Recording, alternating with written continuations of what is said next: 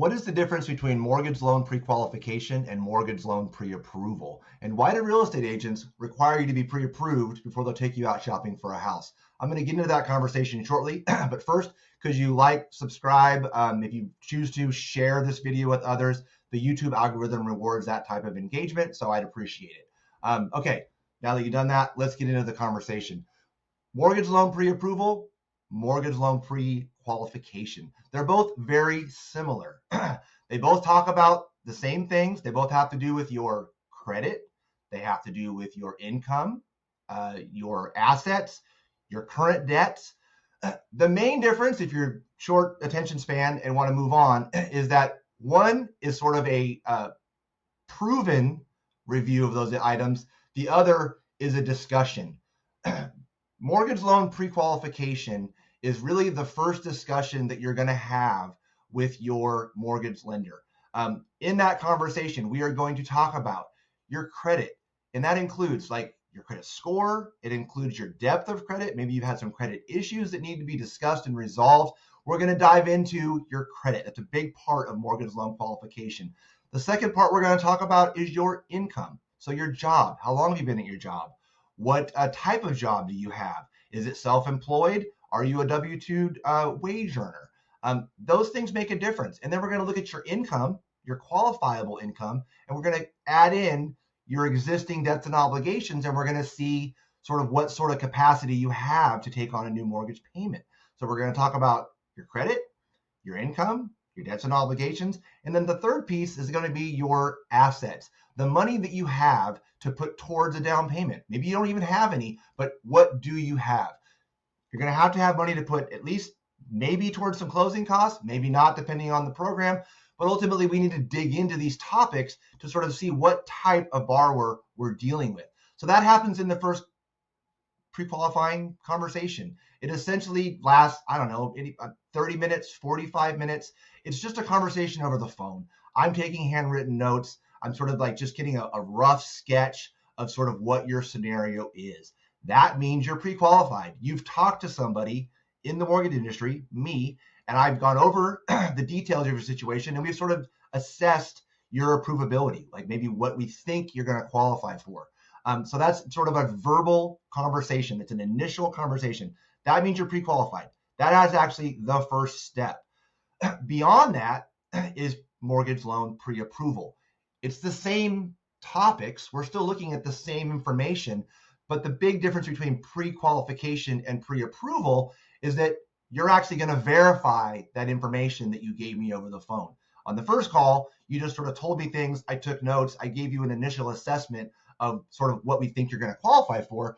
In the pre-approval process, you've actually filled out a loan application with all your detailed information. We've ran credit. You've sent me your income documentation, whether that be tax returns, W-2s, pay stubs. We've looked at maybe your existing bills and obligations. We've sort of verified all of that information that you gave me over the phone. So sometimes the income that you give me over the phone is not exactly the income that I get when I review your income documentation. It can go up or down. Sometimes people undercut themselves. Sometimes people overestimate themselves. So the mortgage loan pre-approval process is me checking all that information to make sure that it fits what the banks and the underwriters are going to be looking at when they're actually qualifying for a home loan. So we're not sending you out to look for a property based on mortgage pre-qualification, because there could be some errors in that information. And then you might find a house that you might not qualify for, or you might be shopping for a house that is lower than you might qualify for more. So it can go both ways. I'm not saying that people always overestimate things. People underestimate themselves all the time. The information, you don't do this for a living. I do. Essentially, it's best when a mortgage loan professional reviews all the information, the credit, the mortgage loan application, your income documentation, your bank statements, your asset statements, the full picture. So that when I tell a real estate agent you are pre-approved, they know that they're out shopping with somebody that can qualify for the house that they find them. And this is exactly why realtors require you to be pre-approved versus pre-qualified in order for them to sort of take their weekends and take you out looking for houses. It's just sort of a courtesy, and it's actually a certification to them that they know that their time is being invested well. ultimately, loan mortgage pre-approval is a stronger case for approval than loan mortgage pre-qualification. Pre-qualification is the first step. It's an important step. You have to have an initial call. You don't know if you want to work with that lender initially. So it's a good introductory step, and we can sort of like get a what I call a rough sketch. It's sort of a fuzzy sketch of your situation. And then the mortgage loan pre-approval process is sort of narrowing that focus. And we're looking at all the actual documents, and I'm crunching the numbers, and I'm seeing what, if you're self-employed, sort of what your actual income that we can use is. Sometimes people make $100,000 a year self-employed, but they write $50,000 a year off. So really that net is 50. So they may be thinking they make $100,000 a year, but until I actually verify that information, we don't know for sure.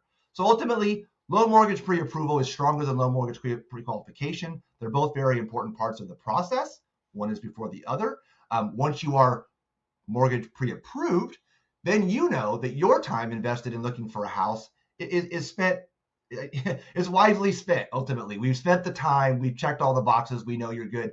You can go out and look with confidence. We want the realtors to be confident that their time is being invested well. I want you to be confident that your time is invested well. So that is the difference between the two.